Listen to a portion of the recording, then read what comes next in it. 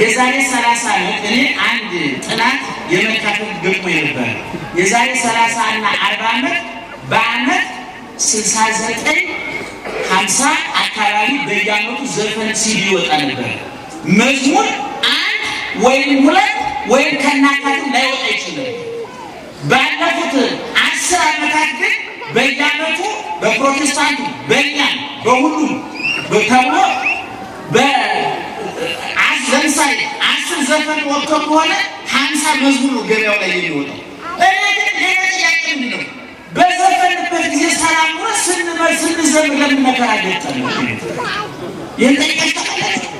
አሁን እንደዚህ ዘመን የዛሬ 30 40 ዓመት እንደዚህ አውደ ምሕረት ላይ ተሰብስበን ስብከት እናውጣለን አናውቅም።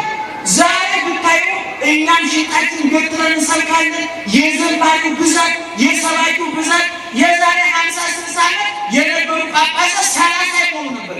ዛሬ ወደ 70 80 ይሆናሉ። መፍትሄ ነው ከተመች እንደው በሽተኛ ዶክተር ስለሆነ በሽተኛ ይሞታል ይባል። አሁን ነው የገባኝ ነው አያችሁ። ለምንድን ነው እየዘፈን ያልገጠመን መከራ ለምን እየዘመርን ገጠመን ስንል መዝሙራችን በመዝሙር የታሸገ ዘፈን ስለሆነ ስብከታችን በስብከት የታሸገ ዓለማዊ ሐሳብ ስላለበት ውጤት ያለው ዛሬ ብዙ ካህናት አሉ። ጦርነቱን ማቆም አልቻለም፣ መሰማት አልቻለም።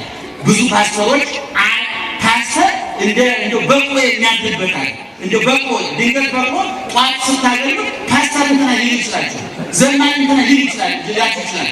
ኢየሱስ ኢየሱስ ኢየሱስ ይባል ጠብ ያለ ነገር እኛም ዝባላ ይባላ ጠብ ያለ ውሸቱን ለመናገር አቃችን ነው ይጣጣላል። ለውጥ ማጣት አለ። እንባው ማቆም አልቻለም፣ እሳቱ ማቆም አልቻለም፣ መከራው ማቆም አልቻለም፣ ስቃዩ ማቆም አልቻለም። ምክንያቱም እውነት እየዘመርን ነው ወይ? እየቀደስን ነው ወይ? እየሰበክን ነው ወይ?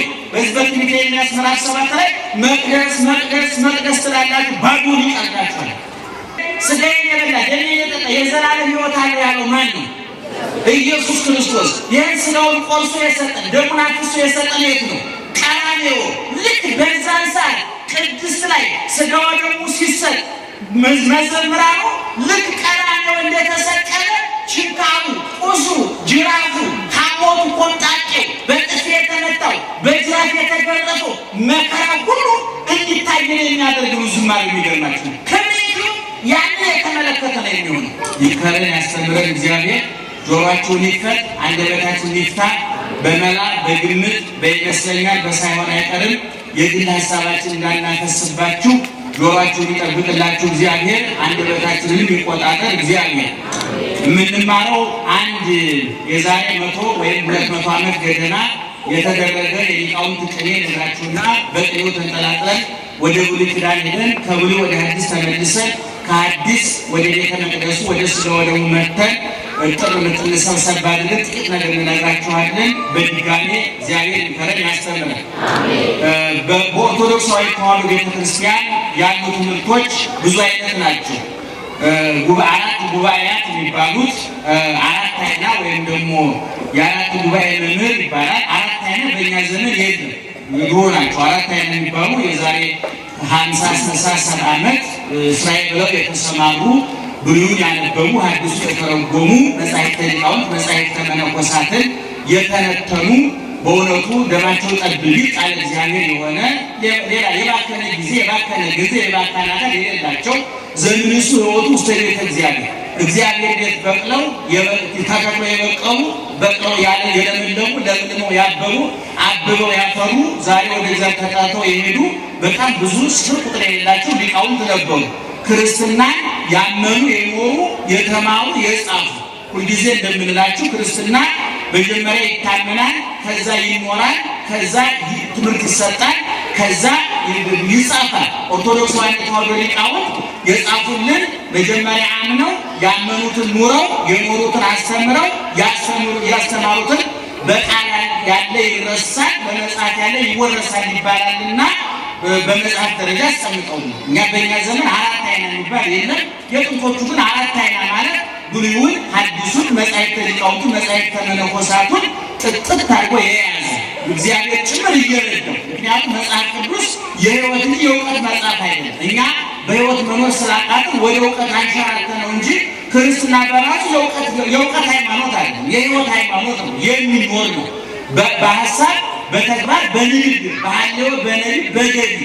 ዛሬ ጽላት ቀርጸን ቤተክርስቲያን አንጸን በገድሉ በድርሳኑ በተአምሩ ስማቸውን የምንጠራላቸው ታሪካቸውን የምንናገርላቸው ሞተው የሚኖሩ መቃብር ሞትን የተቆጣጠሩ ሞት ያልተቆጣጠራቸው በመቃብር ላይ የነገሱ መቃብር አፍኖ ያላስቀራቸው በነፍስ በስጋ የነገሱ ነፍሳቸውን ለስጋቸውን ለነፍሳቸው ያስማረኩ ነፍሳቸውን ለፈጣሪያቸው ያንበረከቱ ሰይጣንን ያሳፈሩ ክርስቶስን ያከበሩ የሞረላቸው የገባቸው ቁስሉ የሚቀዘቅዛቸው የጠጣው ሐሞት ኮምጣጤ የሚያንገሸግሻቸው ጅራፉ የሚሰማቸው የጌታቸው ቁስል የሚቀዘቅዛቸው ዓለምን አራግፈው የተው ዓለምን ከነዝግምቱ አራግፈው የተው አባቶች መንፈሳዊ አባቶች ነበሩ እና እነዛ ሰዎች የቤተ ክርስቲያኑን ትምህርት በደንብ ማለት ነው።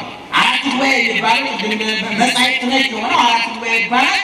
ሁለተኛው ክፍል ቅኔ ይባላል። ሶስተኛው ክፍል ዜማ ነክ የሆነው ድጓ አለ፣ አቋቋም አለ፣ ዝማሬ አለ፣ ቅዳሴ አለ።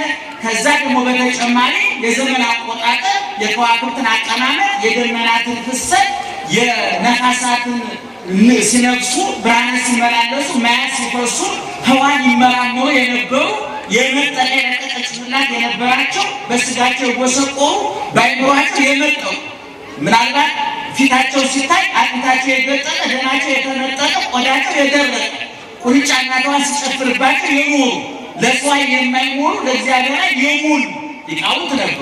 እነዚህ በእውቀቱ ኑሮበታል፣ አስተምረውታል፣ ጽፈውታል እና የዛሬ 200 ዓመት ገደማ የሚሆን አንድ ልጅ እንዲህ ብሎ ተቀኘ። እናዋላችሁ የሰማችሁ ነው እና ቀኝ ምን አገባን አሉ። መቼም መስጊድ ወይ ጸሎት በፕሮቴስታንት ሀገራችን አንለው በግዳችሁ ተሰማታላችሁ ይላል እና ቀደም ክብር ሚኢቲ ይባላል። ቅድም እንዳልኳችሁ ቅኔ በግዕዝ ግዕዙን ቋንቋ ካጠና በኋላ አንድ ተማሪ ግጥም ስነ ጽሁፍ እኔው ጊዜ በብዙ ሚዲያ ተናግሬዋለሁ። የኢትዮጵያ ስነ ጽሁፍ፣ የኢትዮጵያ ኪነ ጥበብ፣ የኢትዮጵያ ሚዲያ ኦርቶዶክሳዊ ተዋሕዶ ቤተክርስቲያን ሀብቷን ሰብስባ ብታነሳ ባዶ ነው እና ትልልቆቹ ጸሐፊዎች ዛሬ የኢትዮጵያ ስነ ጽሁፍ አድጓል እየተባለ የሚወራው የመሰረት ድንጋዩን ያስቀመጡት እርሾው ነው። ዳቦ እንዲጋገር የእውቀት ዳቦ እንዲጋገር ያገዙ እነ አዲስ አለማየሁ እነ አቤ ጉበኛ እነ መንግስቱ ለማ በጣም ብዙ ናቸው። ገሌ ብዬ ሰፍሬ ቆጥሬ ልጨርሳቸው አልችልም። እና እነዚያ ሁሉ ከቅኔ ቤት ማኅፀን የተወለዱ ከትርጓሜ ቤት አብራክ የተፈለቀቁ ናቸው። እና ይህ ባለቅኔው ክብሪቲ ነው። ቅኔው ክብሪቲ ይባላል። ምናልባት ምዕመናን ቅዳሴ ስታስቀድሱ ስጋ ወደሙ በምንቀበልበት ጊዜ ስጋ ወደሙ የምንቀበልበት ቅድስት ይባላል። እየሰማችሁ ቅድስት ይባላል። የቤተ ክርስቲያኒቱ አከፋፈል 3 ነው። ቤተ መቅደሱ አለ። ከቤተ መቅደሱ ፊት ለፊት ያለው ቅድስት ይባላል። ከዛ ወርዶ ማኅሌት ላይ የሚቆም ደግሞ ቅኔ ማኅሌት ይባላል። 3 ክፍል ነው። በነገራችን ላይ የቤተ ክርስቲያናችንን ህንፃ ዲዛይን ያደረጉት አሁን ያሉ መሐንዲሶች አሉ። ራሱ እግዚአብሔር በቀጥታ ዲዛይን ያደረገ።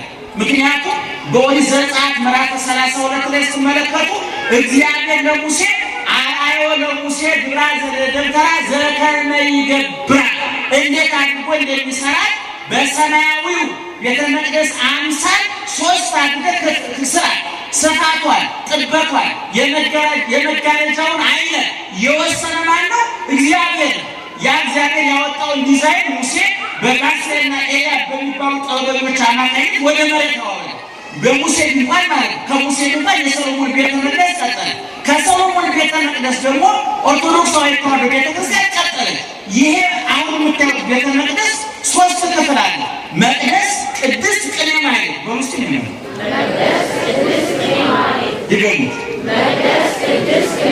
መንበሩ ያለበት ታቦቱ ያለበት የክርስቶስ ሥጋና ደም የሚፈተትበት የነፍሳችን ምግብ የሚዘጋጅበት ቤተ መቅደሱ መንበሩ ያለበት ቤተ መቅደስ ይባላል።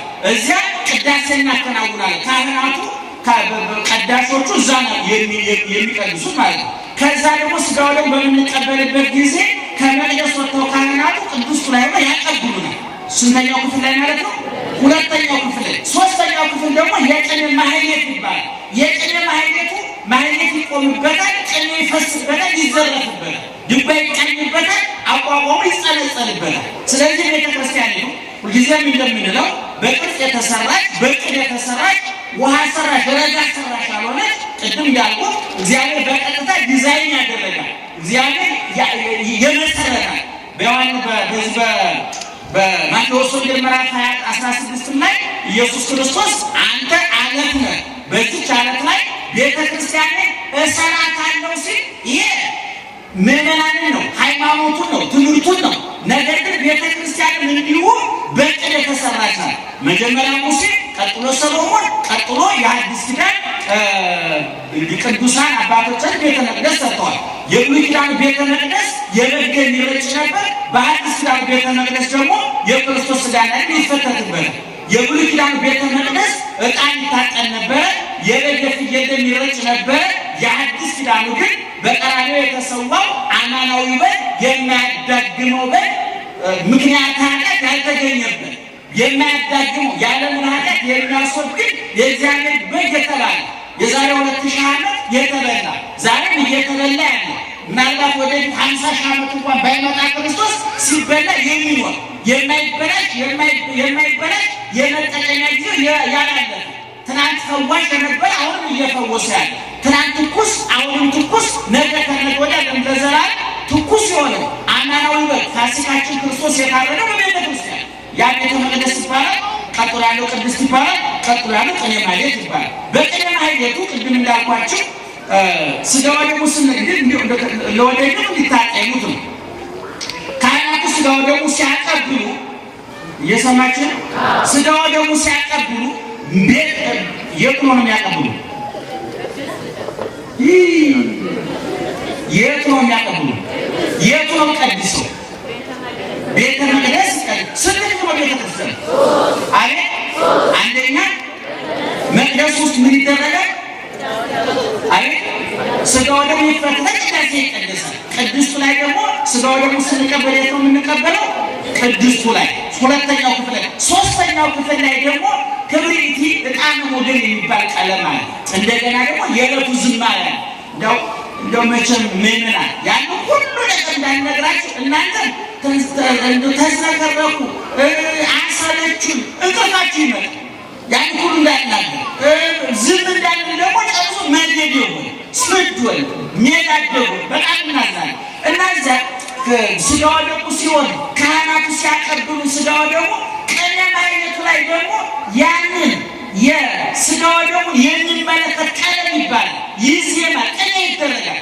የሚገርማችሁ ምዕመናን እዛ ቅኔ ማህሌቱ የሚደረገው ቅኔ እንግዲህ ክርስቶስ ልብ አድርጉ ከሰማይ ወርዷል፣ ከድንግል ተወልዷል፣ በበረት ተጥሏል፣ በጨርቅ ተጠቅልሏል፣ በዮሴፍ ቤት ተሰዶ ተመልሶ በዮሴፍ ቤት አድጓል፣ በዮርዳኖስ ተጠምቋል፣ አስተምሯል፣ ጾሟል፣ ጸልሏል፣ ሰግዷል፣ ተሰቅሏል፣ ተቸንክሯል፣ ሙቷል፣ ተገንዟል፣ ተቀብሯል፣ ተነስቷል፣ አድርጓል። በአጭረ ክርስቶስ ሕይወት ታሪክ ይሄ ሌላ ተጨማሪ ነገር ማብራሪያ ቢኖር በቅኔ ማህሌት ውስጥ ግን ለዛ ለስጋው ደግሞ የምንቀኘው ቅኔ የምናዜመው ዝማሬ ግን ቅድም ኃይለ ወሰገደን ዘማሪ ወሰገደን የቅድሙን አለ ዝማሬ ያልካል በደንብ እነሱ አይከፋችሁም። ያ አማርኛ ዝማሬ እናንተ አጥንቱ መቆርጠም ስላልቻላችሁ እስቲ አጣጣም እንጂ ስናጠጣቸው ብሎ ነው ወሰገዳ ያዘጋጁላችሁ። በእናንተ ላይ ተቀበለ የተሰፋ ነው። አማርኛውን ተሰውታላችሁ። መዝሙሩ ዜማውን ብዙ ምልክትም ብዙ የሚያዳክል አይደለም። ያኛውን ዝማሬ ምናችሁ ክብሪቲ ዕጣነ ሞገር በሚደረግበት ጊዜ ክብሪ ማለት ዝማሬ ይቃኝ ዝማሬ ሁልጊዜ ምን ላይ የተመሰረተ መሰረት በግስ ሆነ አሰሙትም እንጂ ሁልጊዜ ስጋው ደግሞ የሚመለከት ምክንያቱም አሁን ልባዱ እዚህ ቅኔ ማህሌት ቅኔ እየተደረገ ቅዱስ ሥጋ ምን እየተከናወነ ነው? ነገር ምን እየተከናወነ ነው? ስጋው ደግሞ እየተሰጠ ነው። አሁን እዚህ ቅኔ ማህሌት የሚደረገው የሚዜመው ዝማሬና የምንቀኘው ቅኔ ስጋው ደግሞ የሚመለከት ነው። ስጋዬን የበላ ደሜን የጠጣ የዘላለም ሕይወት አለ ያለው ማን ነው? ኢየሱስ ክርስቶስ። ይህን ስጋውን ቆርሶ የሰጠን ደሙን አፍስሶ የሰጠን የት ነው? ቀራንዮ። ልክ በዛን ሰዓት ቅድስት ላይ ስጋው ደግሞ ሲሰጥ መዘምራኑ ልክ ቀራንዮ እንደተሰቀለ ችጋሩ፣ ቁስሉ፣ ጅራፉ፣ ሐሞቱ፣ ኮምጣጤ፣ በጥፊ የተመታው፣ በጅራፍ የተገረፈው መከራ ሁሉ እንዲታየን የሚያደርግ ነው ዝማሬ። የሚገርማችሁ ክብሪቱ ያን የተመለከተ ነው የሚሆነው እና የዛሬ ቅድም እንደነገርኩህ ከብዙ ዓመታት በፊት ጻድቁ ሊቅ ልባሙ ሊቅ እምነትም እውቀትም ምግባር ነው። መቼም በቤተክርስቲያን ሊቅ የሚባለው ሶስት ነገር ሲያሟላ ነው። አንደኛ እምነት ሲኖረው፣ ሁለተኛ እውቀት ሲኖረው፣ ሶስተኛ ምግባር ሲኖረው። እንደ ሶስቱ ሲጋቡ ነው ሊቅ የሚባለው እንጂ ይህ ልቅ ይባላል። ምክንያቱም እውቀት ሃይማኖት ከሌለ የተጠራቀመ ወሬ ይባላል። ለነዋላችሁ እየሰማችሁ ነው። እውቀት የተለየው ሊቅ እውቀቱ የተጠራቀመ ወሬ ነው። እውቀት ቆምማቸው ዜና ትሰማላችሁ አይደል? ዜና ሲቆመጥጥ ምን ይሆናል? ታሪክ ይባላል። አሁን ለምሳሌ የኢራቅና ኢራን ጦርነት እዚህ ይላችኋል። የዛሬ 30 ምናምን ዓመት ያን ጊዜ ዜና ነበር። ዛሬ 30 ዓመት ስለቆመጠጠ ታሪክ ተብሎ ሰዎች ፒኤችዲ ይሰሩበታል። ዜና ሲቆመጥ ታሪክ ይሆናል። እውቀት እምነት ሲለየው የተጠራቀመ ወሬ ይሆናል። የእኛ ሊቃውንት ግን አማኞች፣ አዋቂዎች፣ ኗሪዎች ናቸው። ያመኑትን ያውቁታል፣ ያወቁትን ይኖሩታል። እና ሊቁ ምን ብሎ ተቀኘ? ክብሬቴ ነው ብያችኋለሁ። አይዟችሁ ወደ አማርኛ ተረጉመዋለሁ። ለሚሰሙ በግዕዝ በለውና ወደ አማርኛ ልመልሰው። ደህና መሻችሁ? በደንብ እየሰማችሁ እስኪያቸው ዋን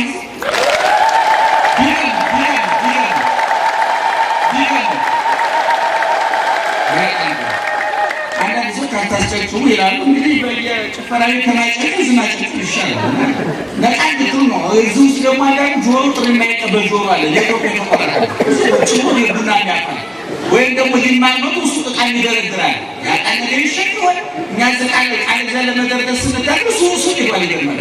እና ያጨረጨ ካልቀሰቀሰው የቱ ቡና ልታፈላት ያስፈልግ ነው ወይም ቢወይዶ ፋይል ያገላብጥ ይችላል። እና ትይዩ ያላችሁ ነው እና ክብሪት ነውና ልበለው አማርኛ ግዙ ልበለውና ወደ አማርኛ ተረጉመዋለሁ።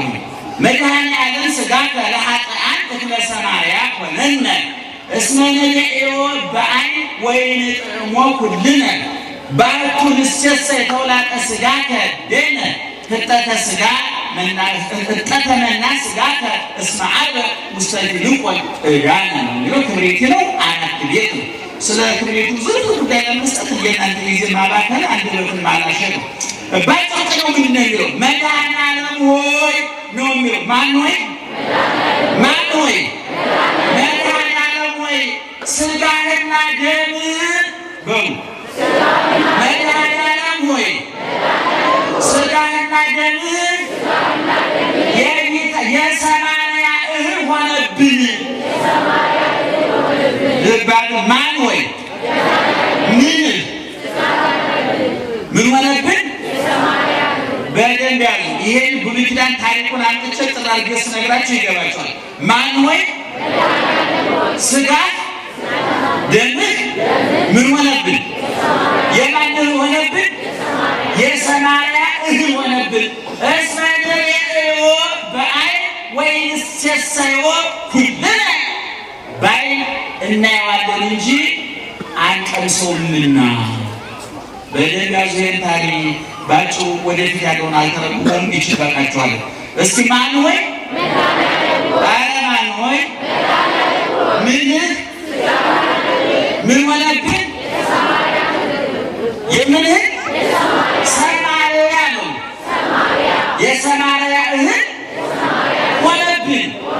ምን ማን ምን ሆነብን? የሰማርያ እህል ሆነብን። ለምን?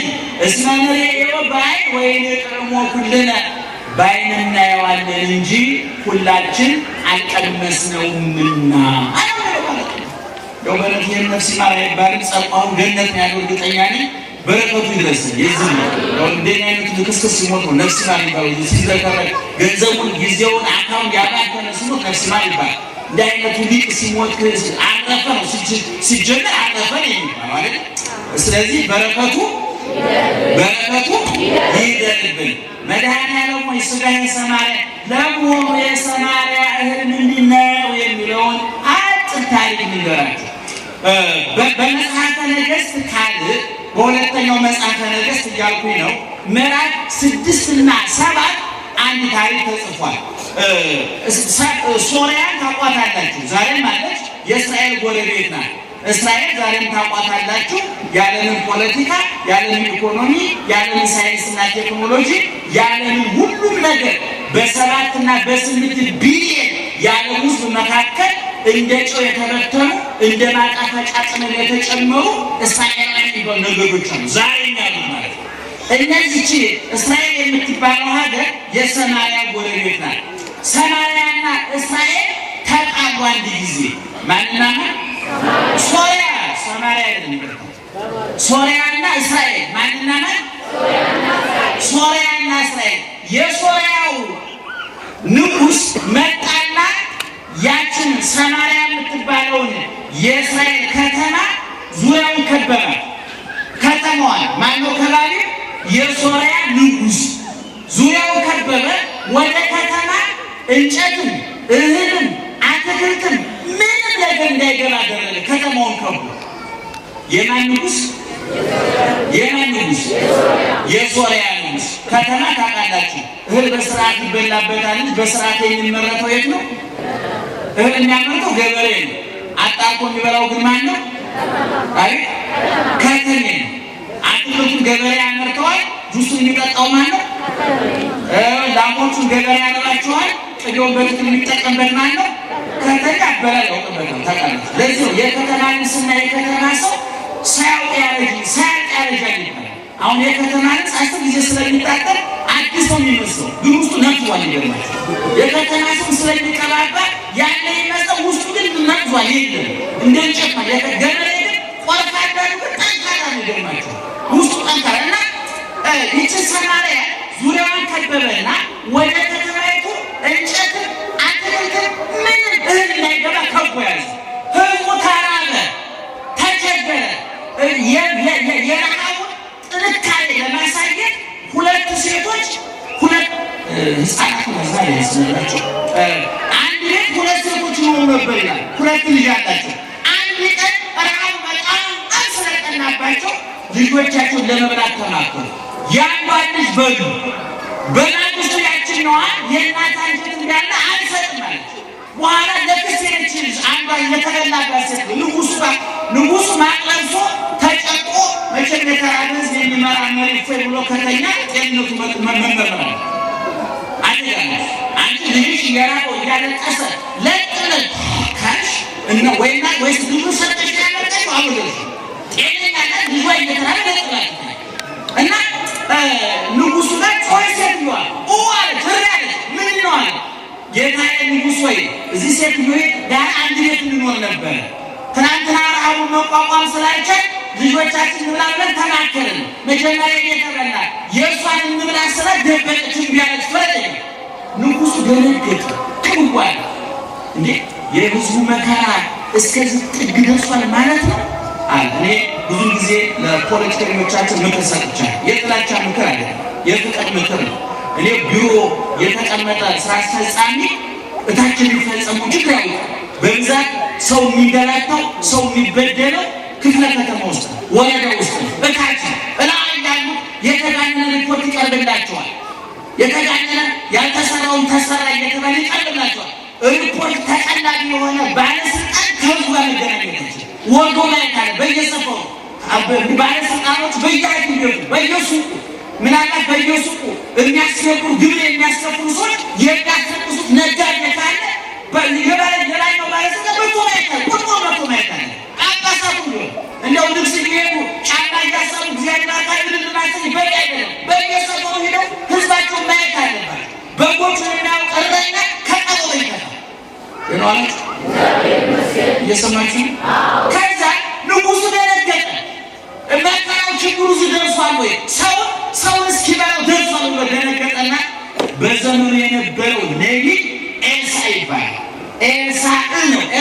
አሁን አዳለቆች ኤልሳዕ ዩኒቨርሲቲ ስናቀላቸዋል። ኤልሳዕ ጤሎን ቋጠሮት ነው። ይገርማቸዋል። ሙሉ ስሙ ኤልሳዕ ነው። ይሄኛው ኤልሳዕ ነው። ነቢዩ ኤልሳዕ እና ንጉሱ ተነደደ። እንዴት ኤልሳዕ ያህል ነቢይ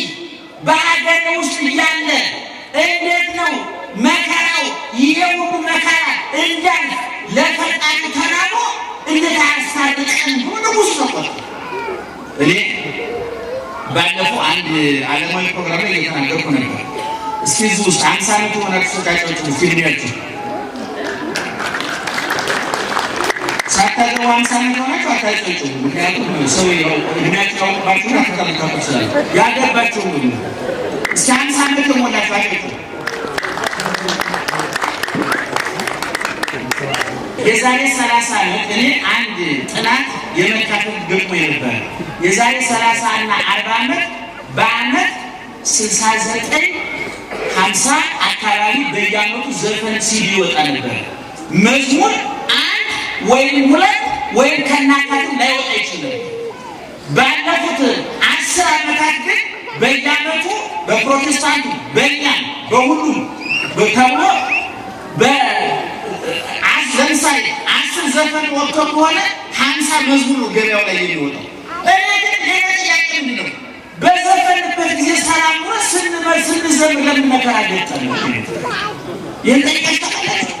አሁን እንደዚህ ዘመን የዛሬ 30 40 ዓመት እንደዚህ አውደ ምሕረት ላይ ተሰብስበን ስብከት እናውጣለን አናውቅም። ዛሬ ብታዩ እኛም ሽንጣችን ገትረን እንሰብካለን። የዘማሪው ብዛት የሰባኪው ብዛት የዛሬ 50 60 ዓመት የነበሩ ጳጳሳት 30 አይሞሉ ነበር። ዛሬ ወደ 70 80 ይሆናሉ። መፍትሄ ነው ከተመች እንደው በሽተኛ ዶክተር ሲሆን በሽተኛ ቦታ ላይ አሁን ነው የገባኝ ነው። አያችሁ ለምን ነው እየዘፈን ያገጠመን መከራ ለምን እየዘመርን ገጠመን ስንል መዝሙራችን በመዝሙር የታሸገ ዘፈን ስለሆነ ስብከታችን በስብከት የታሸገ ዓለማዊ ሐሳብ ስላለበት ውጤት ያለው ዛሬ ብዙ ካህናት አሉ። ጦርነቱን ማቆም አልቻለም፣ መሰማት አልቻለም። ብዙ ፓስተሮች ፓስተር እንደ በቆ የሚያድርበታል እንደ በቆ ድንገት በቆ ጧት ስታገኙ ፓስተር እንትና ሊል ይችላል፣ ዘማኝ እንትና ሊል ይችላል፣ ሊላችሁ ይችላል። ኢየሱስ ኢየሱስ ኢየሱስ ይባላል። ጠብ ያለ ነገር እኛም ዝባለ ጠብ ያለ ውሸቱ ለመናገር አቃችን ነው ይጣፍጠናል። ለውጥ ማምጣት አለ። እንባውን ማቆም አልቻልም፣ እሳቱን ማቆም አልቻልም፣ መከራውን ማቆም አልቻልም፣ ስቃዩን ማቆም አልቻልም። ምክንያቱም እውነት እየዘመርን ነው ወይ? እየቀደስን ነው ወይ? እየሰበክን ነው ወይ? በዚህ በትንቢተ ኤርምያስ ምዕራፍ 7 ላይ መቅደስ መቅደስ መቅደስ ስላላችሁ ባዶን ይቀርዳችኋል። ስለዚህ እነዚህ ንጉሱ ምን ያለው ኤልሳዕና እንደዚህ እያለ እንዴት የሁሉ መከራ ይገጥመናል? ትልቅ ነቢይ ነው። እንዴት ለእግዚአብሔር ነግሮ አያስታርቀንም? የወንድም እግዚአብሔር ነቢዩ ጸልዮ የሚያስታርቅ አንተ ችግሮኛል ብለህ ስትመጣ አማላጅ ማለት ዝም ብሎ ከመሬት የሚያነሳ ማለት ድጎማ አንተ ለምሳሌ የሚዋኝ ሰው እየሰጠመ እጅን ስጠኝ ስትለው ካልሰጠ ሰው ይሞታል። እንደወጣ እጅን መስጠት አለ። እግዚአብሔር ሊረዳል፣ ጸሎቱ እንዲሰማ እኛ እውነቱን ለመናገር እዚህ ሀገር ላይ የሚሰራው ክፋት፣ ተንኮል፣ ወንጀል ጸሎቱ ከደመና በታች እንዲቀር ያደረገው በየትዳሩ በየንግዱ በየፖለቲካ እናንተ ቢዋሉት ባለስልጣኖች እንድንወቅሰው የምትፈልጉ አረ ትዳር ላይ አንተ ጤነኛ ነህ እንዴ? እንግዲህ አንተ ጤነኛ ነህ እንዴ? ለጎረቤት አንተ ጤነኛ ነህ እንዴ? እንደ ጸሎት ሰለኝ አሁን ቅድም ወንድም መምህር ዘመኑን ሰደድ የዘመረላችሁ ነበር። እንደው እስከመቼ ነው እግራችሁ የሚደርቅ? መቼም አይደርቅም። አይደለም አይደርቅም። ይሁን ማዕረቡ እግዚአብሔር እጅ ላይ ነው። እግዚአብሔር ማዕረቡን ይጥልልን፣ ማዕረቡን ጠንጹልን፣ ቅልን ከቂም ከበቀል ከጥላቻ ከተቀመጠ መቀደስ ጸሎት ያደርጋል እንጂ ስለቆ ስለተንጫጨ ይሄ ነባይነ ከመዘይ ነባይ ነብዩ ነው ጮህ ሰሚ የለም ማለት እንደው በትንቢተ ኢሳይያስ ምዕራፍ 59 ቁጥር 1 ምንድን ነው የሚለው?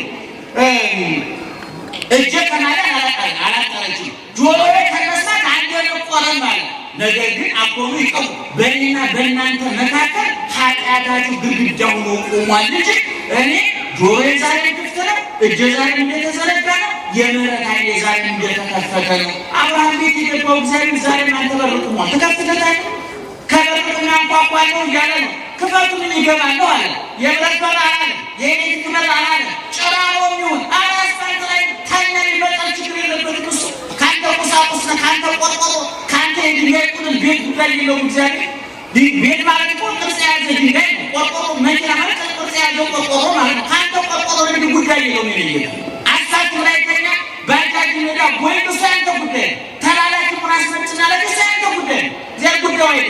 ምንም ወንድ ይመጣል እንዲመጣ የተከፈተ በር ይፈልጋል። እና ንጉሱ ምን አለ?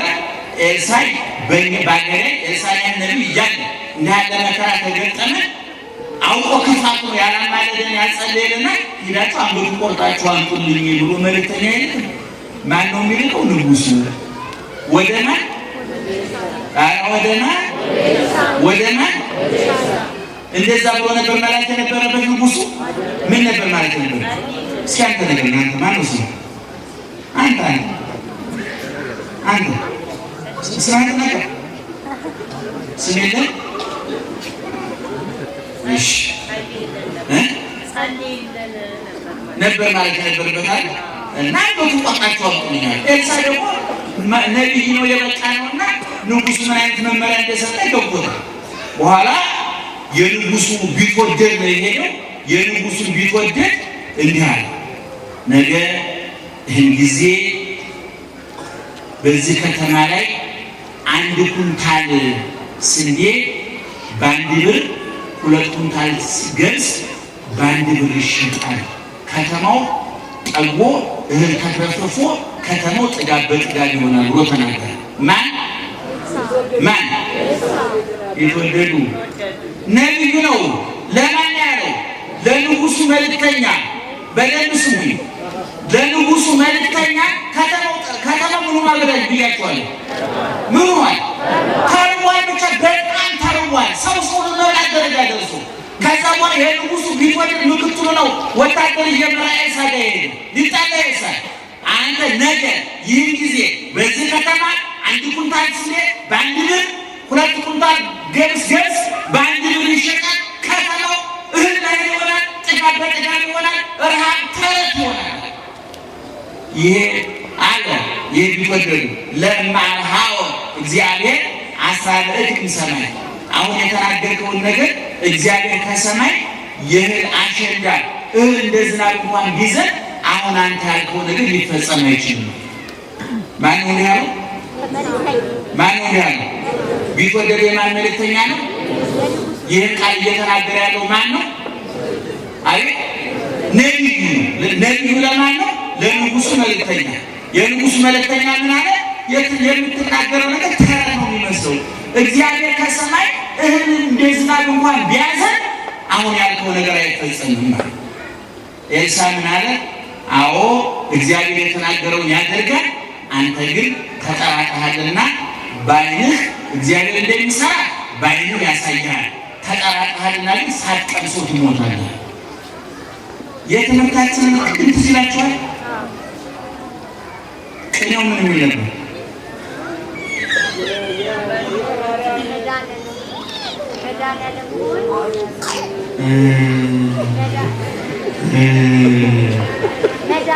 የመጀመሪያው መድኃኔዓለም ሆይ ምን ሆነብን? የሰማርያ እህል ሆነብን። ኤልሳዕ ቢትወደዱ ምን አለ? ታየዋለህ እንጂ አትበላውም። ቢትወደዱ ምን ስላለው ነው ያለው? አሁን ያልከው ነገር በፍጹም ሊደረግ አይችልም። የእህል ዝናብ እንኳን ከሰማይ ቢዘንብ አይሆንም። ነቢዩ ደግሞ ስለተጠራጠርክ እግዚአብሔር እንደሚያደርግ በዓይንህ ታያለህ። ነገር ግን ስለተጠራጠርክ ደግሞ ታየዋለህ እንጂ አትቀምሰውም።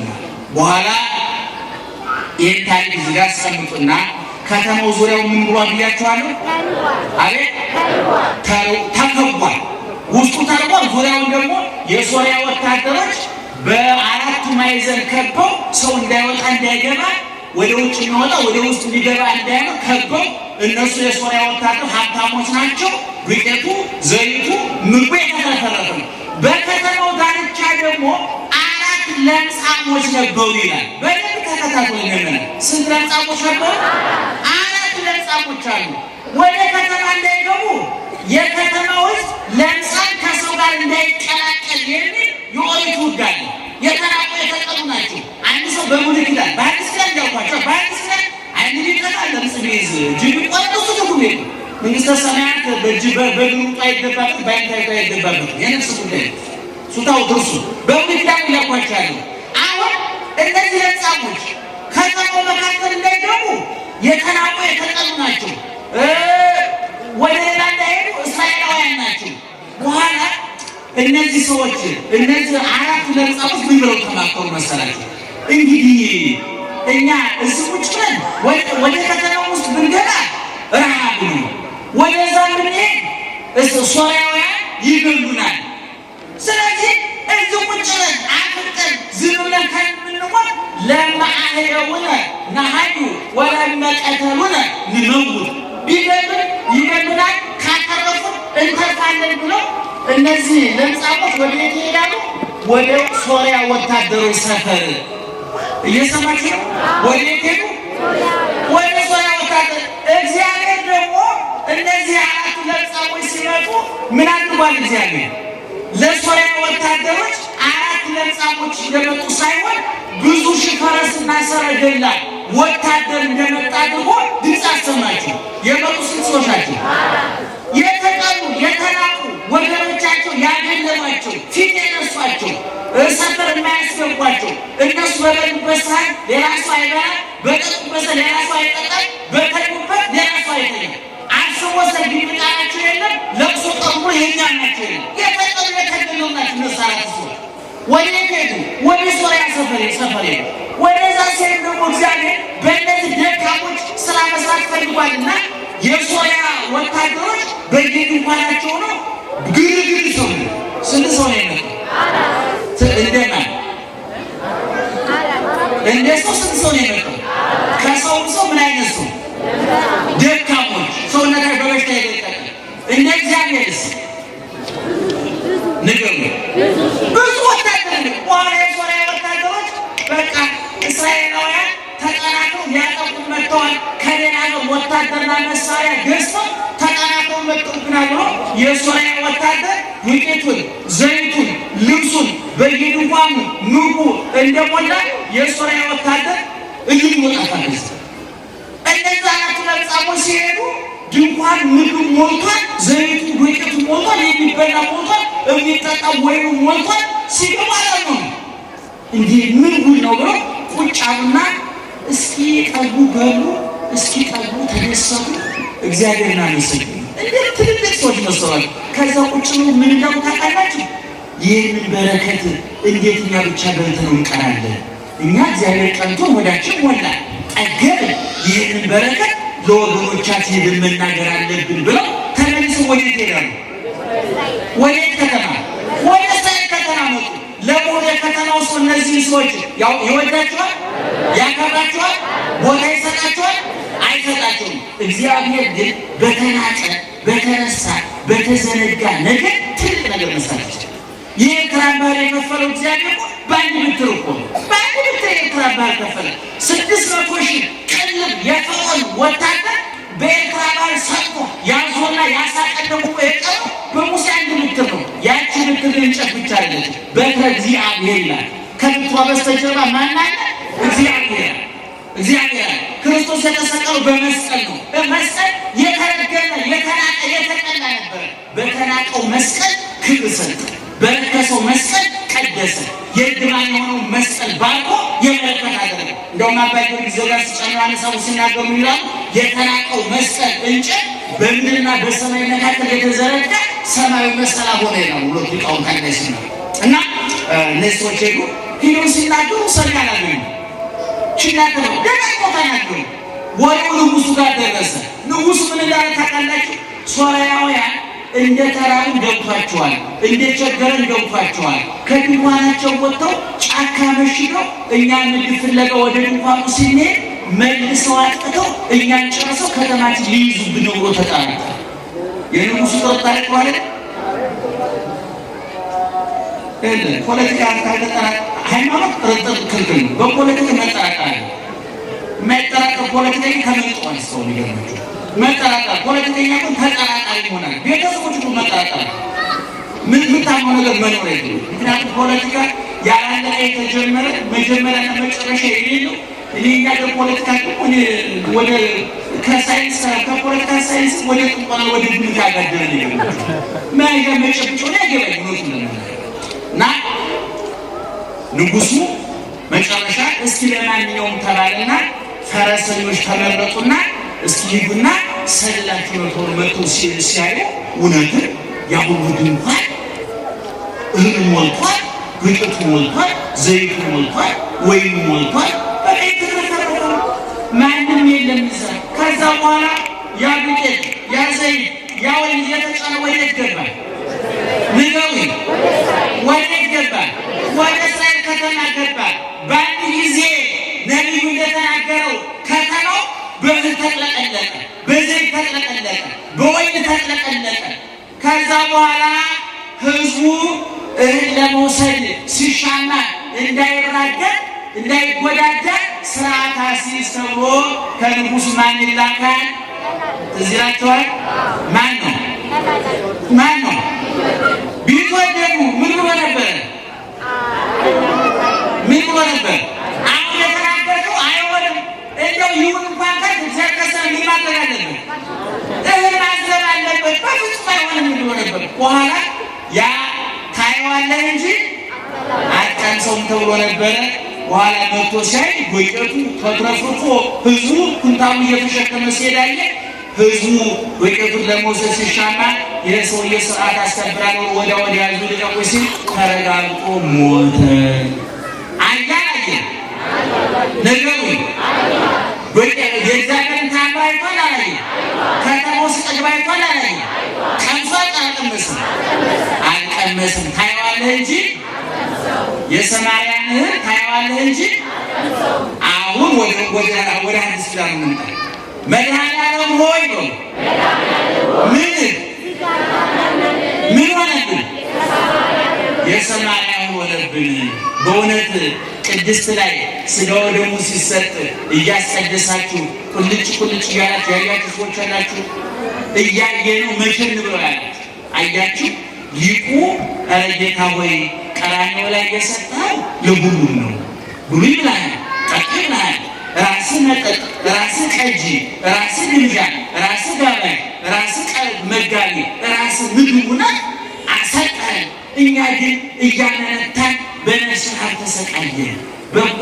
ስጋህን መብላት አቃተን፣ ራበን። ደምን መጠጣት አቃተን፣ ራበን። በዮሐንስ ወንጌል ምዕራፍ 6 ላይ ከቁጥር 15 እስከ መጨረሻው አንዱ ስለ ስጋው ደግሞ ከፈለጋችሁ የዮሐንስ ወንጌል ምዕራፍ 6 ዛሬ ነው ይገኛል። ዘበላ ስጋዬ ወሰዴ ለኔ ቦ ሕይወት ዘላለም ስጋዬን የበላ የኔን የጠጣ የዘላለም ሕይወት አለው ብቻ አይደለም። ተጨማሪ ምናለ ስጋዬን የበላ የኔን የጠጣ እኔ ከእሱ ጋር እሆናለሁ እሱም ከኔ ጋር ይሆናል። ስለዚህ ምንናል ስጋውን እያየ ነው፣ ደሙን እያየ ነው።